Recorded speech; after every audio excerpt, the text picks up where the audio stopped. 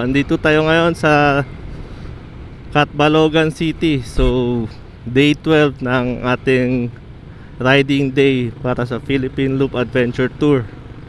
So time check natin guys, it's 6:19 na ng umaga. So plano talaga natin 6 o'clock dapat nakalis na tayo, kaya lang medyo napasarap yung tulog natin. And then yun na nga, medyo madilim pa kasi kanina pagising ko 5:30, kaya nakatulog tayo ulit. Okay, so today nga pala is Monday, January 6, 2025. So goal natin ngayon is maabot natin or makarating tayo sa Mindanao, particularly Butuan City sana kung kakayanin. Pero nakadepende kasi yan sa mga roro na sasakyan natin. Kasi hindi natin na-expect yung roro, minsan mabilis, minsan mabagal. Tulad kahapon, nakala ko 1 oras na yung biyahe, naging 4 na oras. So yun guys. So ang destination natin ngayon is yung nag-iisang checkpoint dito sa Visayas, which is ang Tacloban City. So yun yung pupuntahan natin, pipicture tayo sa checkpoint and then babiyahin na ulit kasi nasa may more or less 7 hours yung babiyahin natin papunta sa San Ricardo Port. So San Ricardo tayo ngayon, hindi tayo sa may Liloan Port. Kasi medyo malayo dun sa Liloan. What I mean is medyo malayo ang Lipata Port sa Liloan. So dun tayo sa San Ricardo na mayroong more or less 2 hours na biyahe ang ferry nila. So doon tayo pupunta, and then first time din natin dadaan doon, kaya mas okay kung doon tayo dadaan para at least makita man lang natin yung lugar. Bayan ng Jabong. So ito yung, dito yung tahong industry nila. And for the third time around, hihinto tayo sa 7-Eleven para bumili ng kape.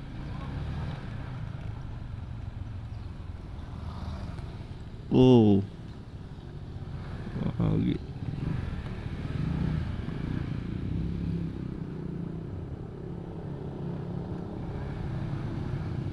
So bayan ng Mosyong. Third time around dito sa ruta na to guys. Parang expert eh. Medyo traffic, hindi ko alam bakit. Okay, mayroong 1 lane guys, may ginagawang 1 lane. Simula na nga ng pasukan. Dami na tayo nakikitang estudyante. So dire-diretso lang tayo guys. Time check natin 7:01. So wala pa nakalagay kung anong bayan na to. Paranas. So bayan ng Paranas guys. So tutok na tutok sa atin yung araw. So napansin ko lang guys ang daming repairs ngayon dito sa ano. Pero tingnan nyo to, halatang bago lang tong ano na to, tong kalsada na to. So ang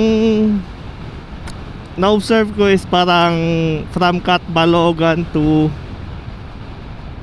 Gandara yung sira. Pero pag lagpas mo doon, Catbalogan at saka Gandara, maganda na yung kalsada. Hindi na siya ganun kapangit di tulad nung last time or last year. Ngayon mas malala ng Bicol kaysa sa Samar.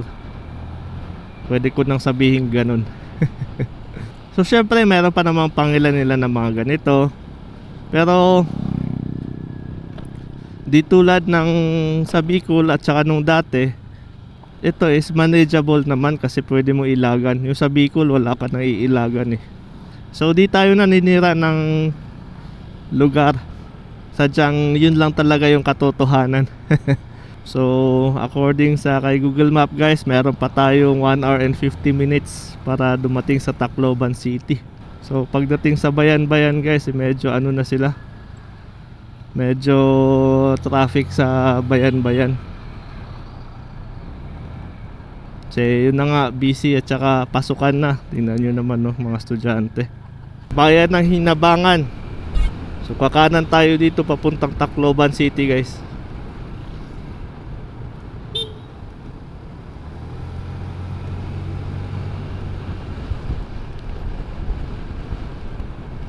So na-observe ko talaga guys, tingnan nyo naman no, mga bago yung kalsada nila dito. Ganda ng view sa kanan guys oh. So time check natin, alas 8 na ng umaga. So bumiyahe tayo ng sobra alas 6 na ng umaga. So ngayon alas 8, so dalawang oras na tayong bumabiyahe. Pero tingnan nyo yung view guys oh, ang ganda. Malapit na tayo sa San Juanico Bridge.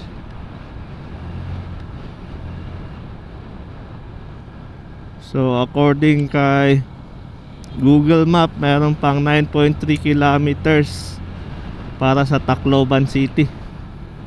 So ibig sabihin malapit na tayo sa San Juanico Bridge yan guys. And for the third time around, San Juanico Bridge.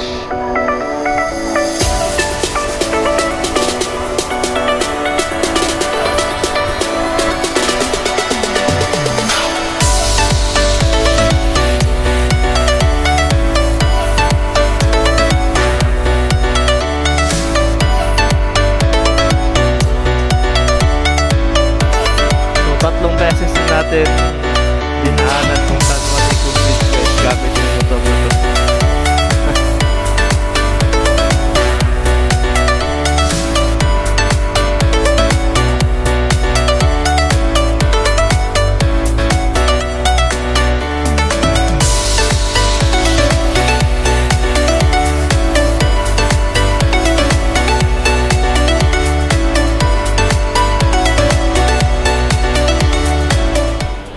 Wala pa rin kupas.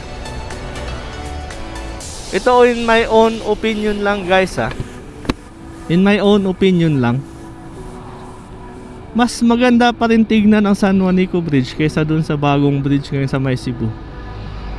Well, dumaan ako sa Cebu. Oo, mahaba siya. Pero kung siguro sa itsura, mas maganda para sa akin lang ha. Para sa akin lang naman, mas maganda ang San Juanico Bridge. Walang halong bias guys ha. Hindi ako taga Cebu, hindi rin ako taga dito sa San Juanico or sa taga Leyte. Gumagawa sila ng boulevard nila guys. So ng Baywalk nila.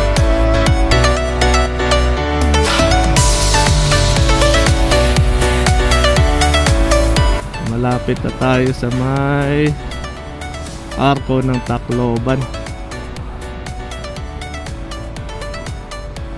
And sira-sira yung kalsada.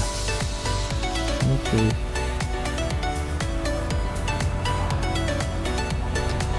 So officially guys, nasa Leyte na tayo. Ayan, doon tayo sa arko. Welcome to Tacloban.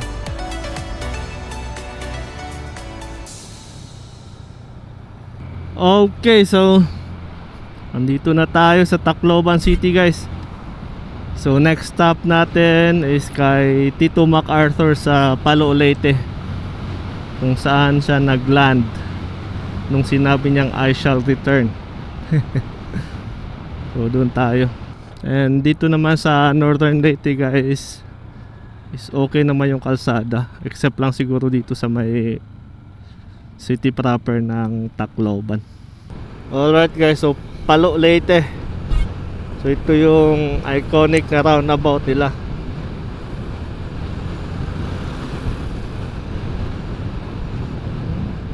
Sino kaya to?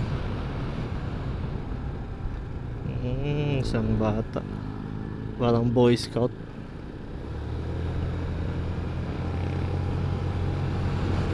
So straight tayo guys. Kasi andito si ayun na si Tito MacArthur.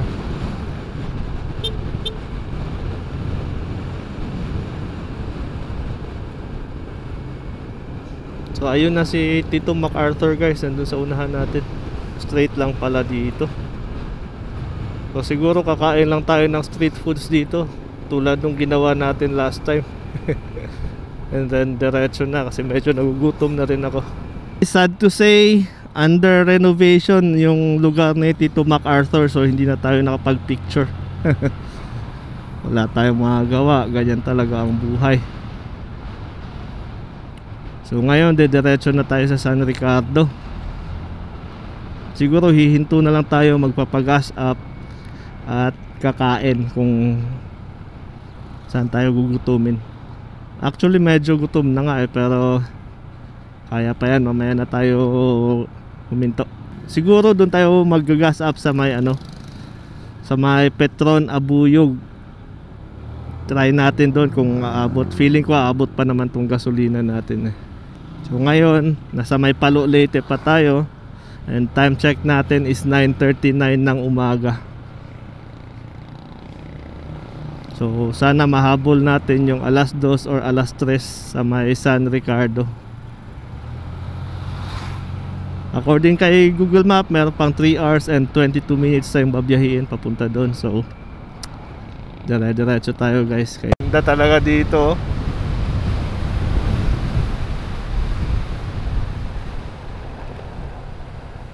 Bayan ng Dulag guys.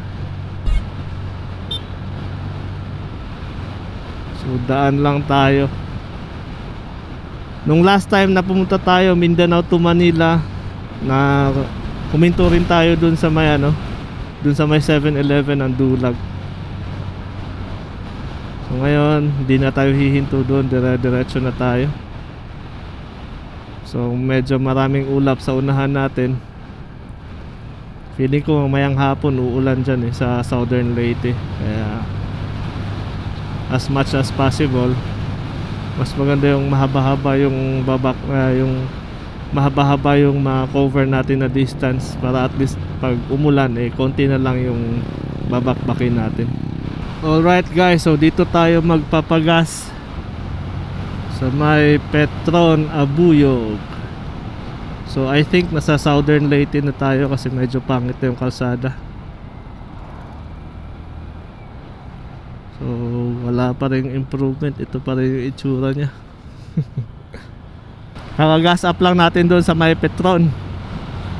Ito tayo, papasok na tayo sa may Abuyog, Leyte. So Southern Leyte na ata to guys.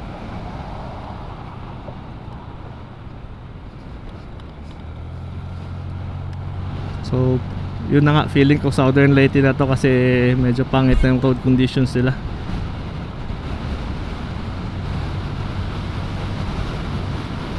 So for the third time around, nandito tayo. And then time check natin guys, 10:33 na ng umaga. So meron pa tayong 2 hours and 28 minutes na babiyahin according kay Google Map. So medyo malapit na siguro yan. So since tapos na tayo mag-gas up, next stop siguro natin kung kakain na tayo. Pero pilitin natin na pag hindi pa tayo gutom, diretso na tayo kasi baka abutan natin yung alas 2 na biyahe ng San Ricardo. So sana lang maabutan natin para at least pagdating natin doon, pwede tayong bumakbak papuntang Butuan City. So sa Butuan City, doon natin tatapusin yung riding day number 12 natin guys. So papahinga lang tayo ng mga siguro 2 linggo bago tayo bumiyahe ulit para sa riding day number 13 natin, which is ang Mindanao leg na. So madali lang naman tong Mindanao leg kasi kay General Santos City lang naman yung checkpoint nya. Feeling ko dito tayo kumain last time itong Crispy King. Diyan tayo kumain last time. So may nanghihingi nga pala na sticker doon kanina sa may gasoline station. Isa lang yung nabigay ko kasi wala na, ubos na yung sticker natin. Yun sana yung yung sticker kung itatago ko para sa i-collect ko yung mga sticker natin eh, kasi gagawa na naman ako ng bagong sticker. Pagdating natin sa Marawi City, papagawa tayo ng bagong sticker doon. Ganda ng view guys ah.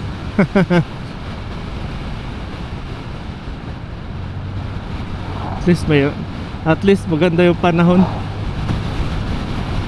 Kung sana tuloy-tuloy na to hanggang San Ricardo, and hanggang bukas pauwi ng Mindanao, pauwi ng Marawi City, sana tuloy-tuloy na. Overtake lang tayo guys kasi magmamadali tayo para maabutan natin yung alas 2 na barko, bayan ng Mahaplag. So if I'm not mistaken, ang susunod is ang Sogod. Di ko sure, pero according kay Google Map guys, meron pa tayong 2 hours or 1 hour and 58 minutes na babiyahin papunta sa San Ricardo Port.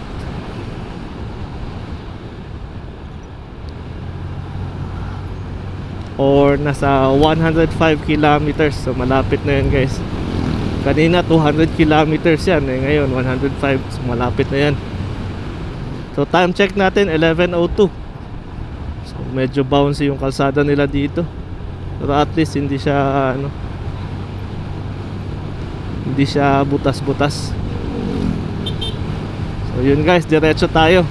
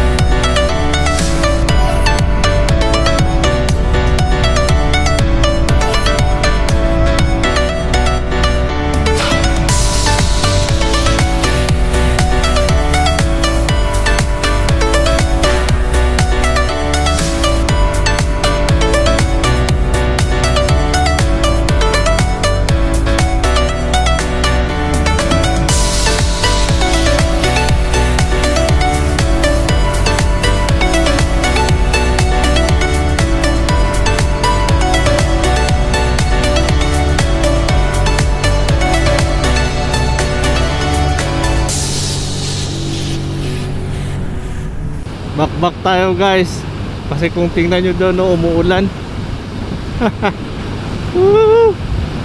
Nako. So meron pa tayong 1 hour and 18 minutes or 71 kilometers na babiyahin guys, pupunta sa San Ricardo Port, kung saan naabutan talaga natin yung biyahe. So time check natin ngayon guys, it's 11:45 na ng umaga. So sure, umaga, tanghali na yan eh. Tanghali na to. So yun lang, hindi pa tayo nag-aagahan, hindi pa rin tayo nagtatanghalian. Syempre doon na tayo magtatanghalian sa may San Ricardo. So dire-diretso na to. Alright guys, so Liloan. So yun yung Montenegro, parang aalis na. Hindi naman tayo dyan sasakay, doon tayo sa San Ricardo. So dati dito tayo sumakay sa Liloan. So medyo matagal dyan, mga 4 to 5 hours ata. Itong Liloan to San Ricardo guys, first time natin dito. So according kay Google Map, mayroon pang 43 minutes papunta sa San Ricardo galing dito sa galing dito sa Liloan guys.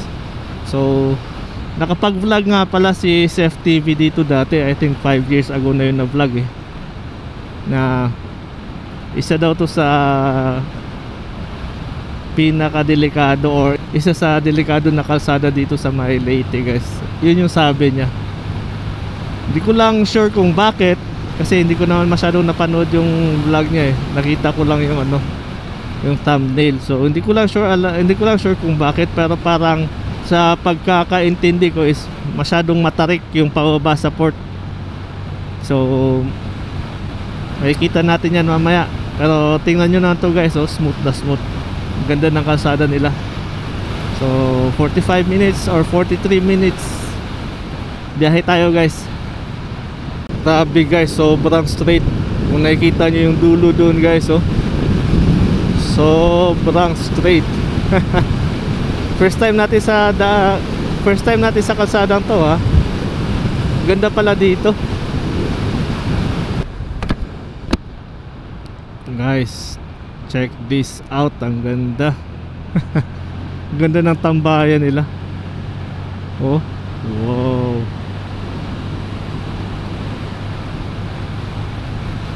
Diretso tayo, medyo madilim na sa unahan natin. Wow guys, tingnan nyo.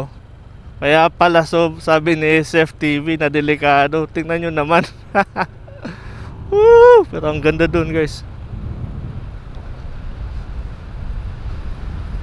Buti na lang hindi basa. Kasi kung basa yun, mas nakakatakot. Alright guys, so nakabook na tayo ng ticket. Tig 1,100 yung ticket guys ng Roro, and then 5 pesos environmental fee. 1,105. So mayroon daw biyahe ngayon alauna. So sakto,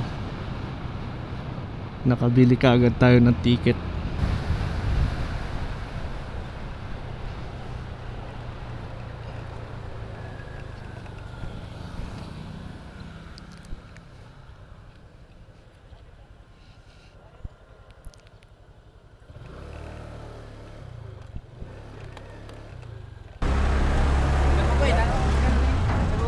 Nana.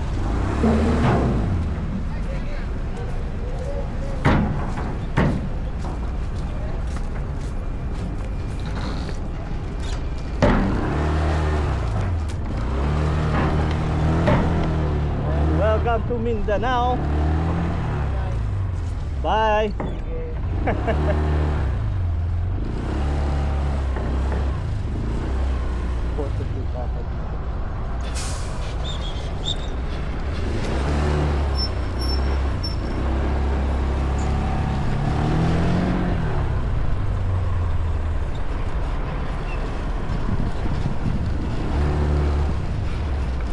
So andito na tayo sa baluarte natin.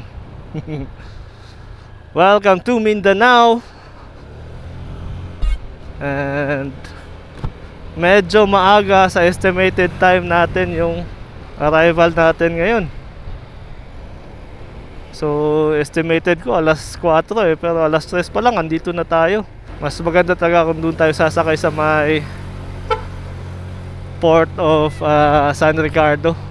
Mas mabilis doon guys. So highly suggested kung naglo-loop kayo, nagfi-Philippine loop kayo, or kahit na yung yung pupunta lang kayo ng Mindanao to Manila or Manila to Mindanao, highly recommended po yung yung Port of San Ricardo kasi 1 hour and 30 minutes ata ang biyahe. So sobrang bilis lang. Unlike kung doon ka sa may Liloan Port sasakay, it will take like 4 to 6 hours siguro kung di ako nagkakamali. Pero kung gusto mo namang magpahinga, halimbawa gabi na, then sumakay kayo ng Roro, mas mabuti naman kung sa Liloan kasi makakatulog naman kayo sa Roro eh. Then pagkagising nyo, edi back ulit. Pero kung ganito na may araw pa, naghahabol kayo ng oras, highly recommended po talaga yung port ng San Ricardo. Na tayo sa Surigao City. So ngayon dediretso na tayo ng Butuan City, and doon tayo matutulog. Okay. So doon natin tatapusin yung riding day number 12 natin guys. Check out the view guys, oh, ang ganda.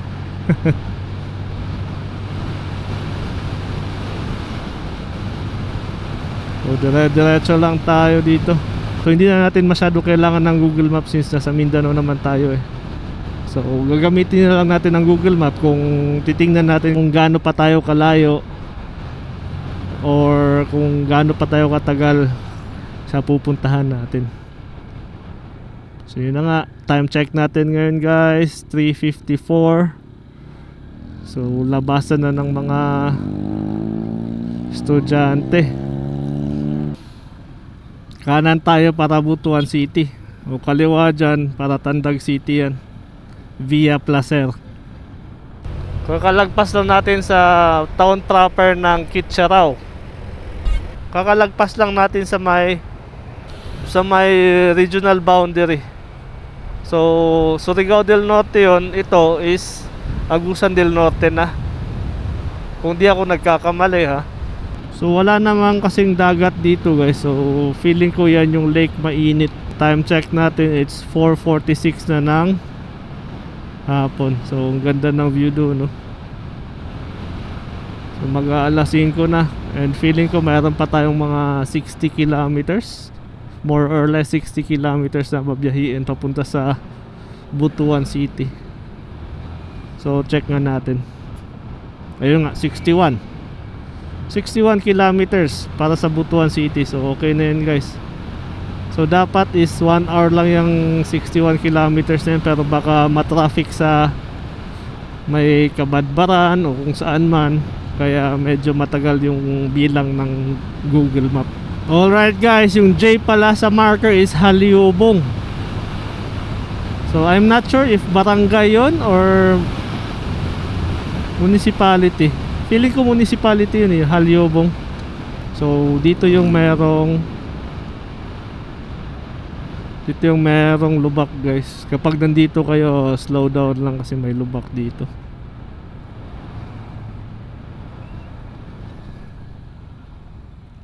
So medyo mababaw na siya.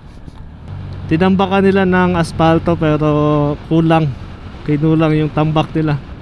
Kakalabas lang natin sa may Kabadbaran. So didiretso na tayo ngayon sa Butuan. And according kay Google Map is meron pa tong 18 kilometers or 43 minutes. Hindi ko maintindihan bakit 43 minutes yun. Sobrang traffic ba sa papasok sa Butuan? But anyways guys, so yun.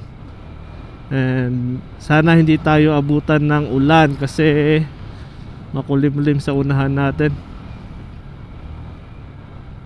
So dito tayo matutulog, and dito na rin natin tatapusin yung riding day number 12 natin. And siguro magpapahinga lang tayo ng ilang araw or ilang linggo, then ipagpapatuloy natin yung Philippine Loop, pero Mindanao leg na tayo. So yun na lang yung natitira kasi Mindanao leg na lang, or isang checkpoint na lang nga eh kung tutuusin sa General Santos na lang. So yun na nga, dito natin tatapusin para pagbalik natin dito din natin ipagpapatuloy. So siguro 2 to 3 weeks po yung pahinga natin, depende na lang po. So alright guys, Butuan City na. So kakapasok lang natin. So kung nakikita nyo sa unahan natin, sobrang dilim, parang uulan mamaya. So dito natin tatapusin tong riding day number 12 natin.